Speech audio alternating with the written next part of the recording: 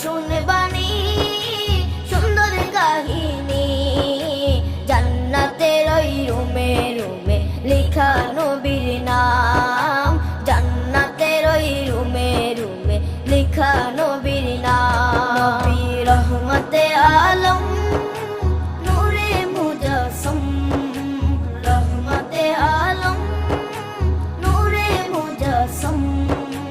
সাহাবীরা আতর বানায় ওই নবীজির ঘাম, সাহাবীরা আতর বানায় ওই নবীজির ঘাম।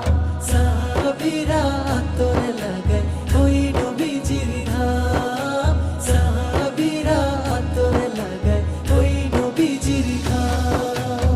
ওস্তনে হান্নানা একটা খেজুর গাছের নাম, যাকে ধরে খুতবা দিতেন রাসূলে